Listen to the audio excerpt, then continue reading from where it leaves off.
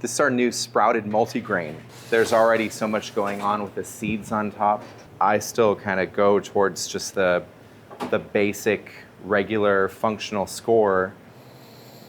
You can smell the sweetness from the sprouted grains. Still pretty fresh.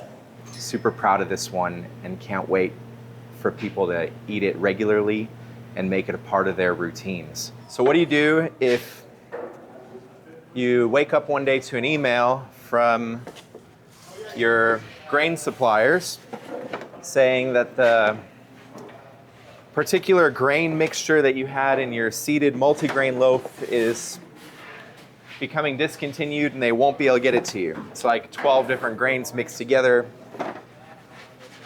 For us, the way we answered that question was we started over on the seeded multigrain loaf. Admittedly,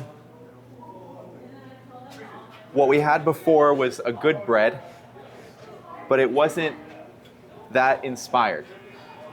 We, of course, like the base dough was awesome. It has the Rouge de Bordeaux, local grains, nothing wrong with that. But we put a pre-mixed grain mixture together on the inside of that to make the flavor, of the multigrain. And it was okay. We added another seed mixture on top. And the combination appealed to people, but not the most popular bread at Proof by any stretch. A good one though. We are doing something really special with it now. So these are sprouted grains. And this is a 3-day process or so unfolding. It's actually quite involved. First, the grains themselves are the same grains that we mill back there. So it's buckwheat, it's Coruscant, it's Rouge Bordeaux, it's white Sonora, and rye. So all of these seeds, they can be germinated. And when that happens, they actually release natural sugars during that sprouting process. In order to sprout grains, you have to keep them really clean. So we use food grade hydrogen peroxide to rinse them, make sure nothing else can happen to them other than them sort of being in a pretty near sterile environment. We have to keep them with a lot of airflow. They have to be rinsed multiple times, really kind of babysat through this process. And then after a couple days, they sprout and can be incorporated in bread. So these are all of the grains that we're milling actually sprouted. I think it's super cool. The bread itself, it has, I don't know how I want to score it yet. I'm going to try a couple different, because this is still a test product for us. Kind of like this particular pattern when it goes right. It's hard with the seed topping. I'll try the reverse S that we do, see how that plays.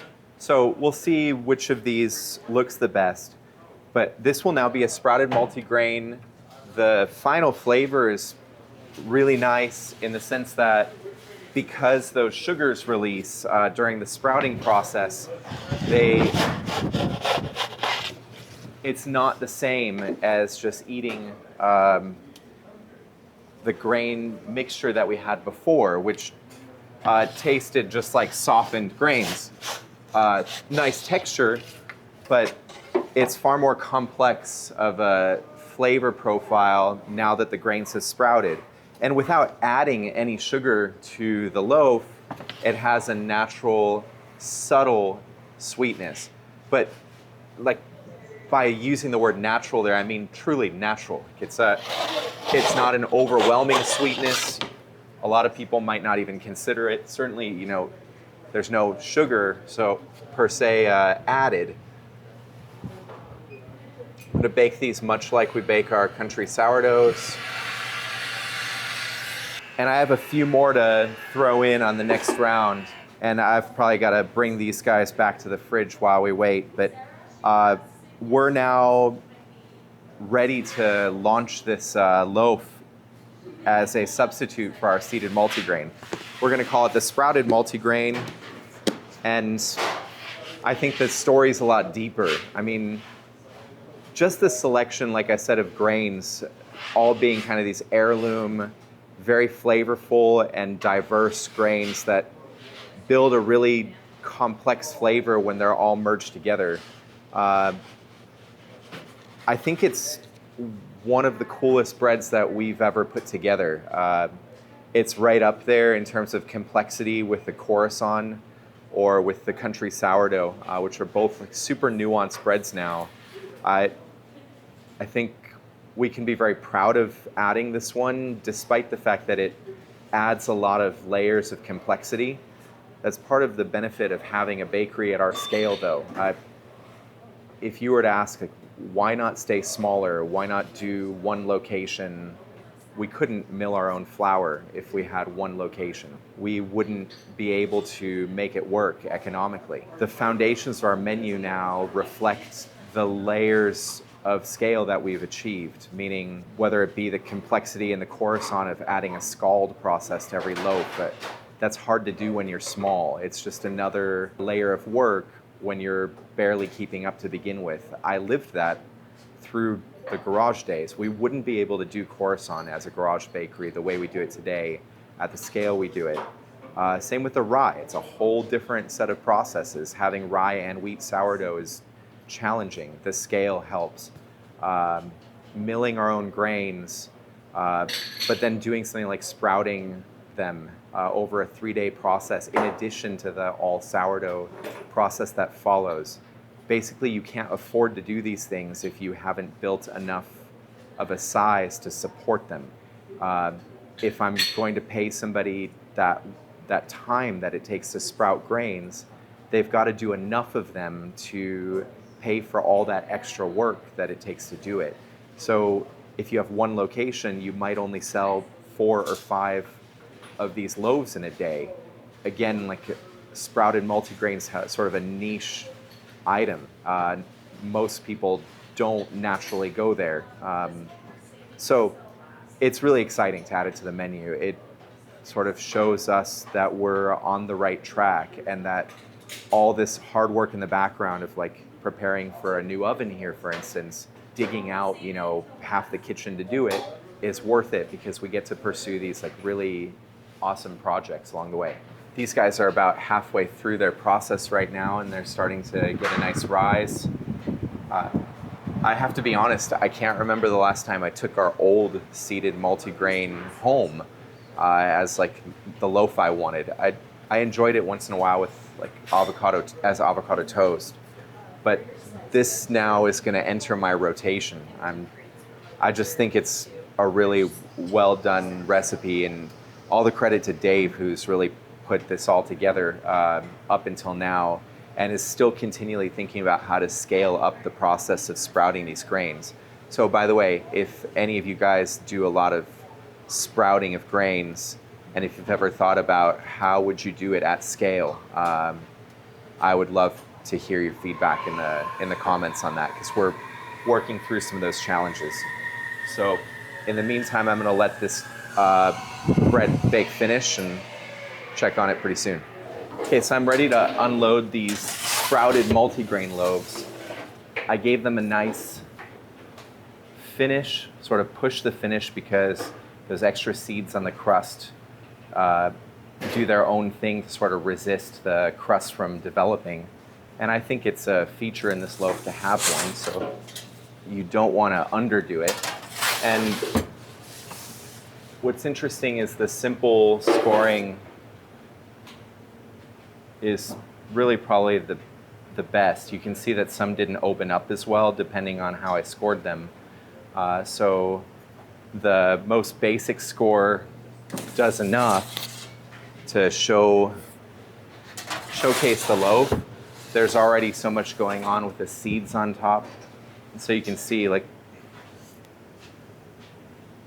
none of these look terrible, but I still kind of go towards just the basic, regular, functional score. because the seeds sort of obscure any of the little intricate details that you might be able to add. So this isn't really one to get all creative on the scoring. It's actually more of one where less is more. You can smell the sweetness from the sprouted grains.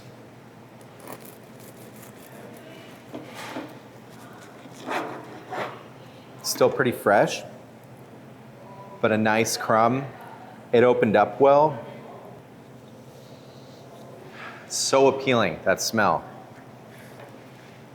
And unlike the other smells of our other breads, because it's this whole different enzymatic release that happens in that sprouting process.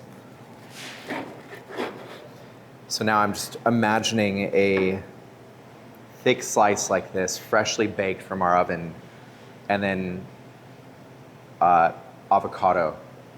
Nice and simple. The level of depth in this flavor is enough that maybe that's all you would need, just those two simple ingredients put together, the bread and one topping. But what I love about some of the breads we've been building over the last couple of years, the Coruscant, our new country sourdough, this one's, they have so much depth to them on their own that you can just enjoy them without anything else. Of course, butter always helps, or, toasting if, they're a few days old, but this bread I think I'm also gonna just enjoy in its pure sense.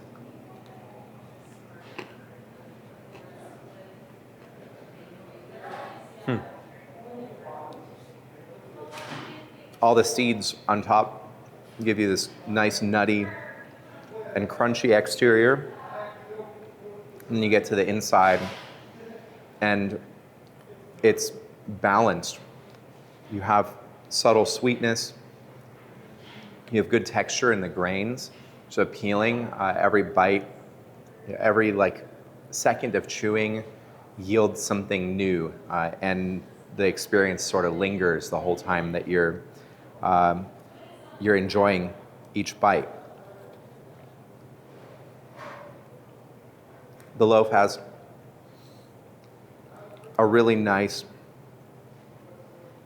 custardy and spongy texture to it. I think we can be really proud of this one. I'm excited for everybody to try it. It's a worthy replacement, and it goes to show that sometimes amazing things come out of some difficult moment. In this case, an email that says, we no longer have the grain mix that you've been using for years. So sorry, tough luck. We finally ran out of that grain mix.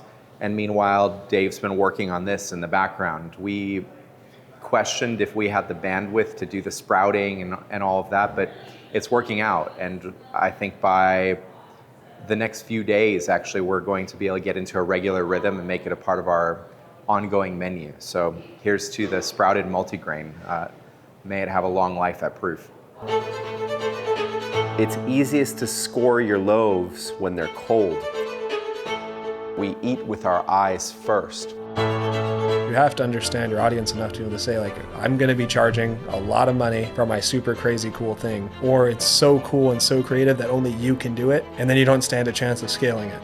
Let's go over what it's like to build a bakery from one person to many.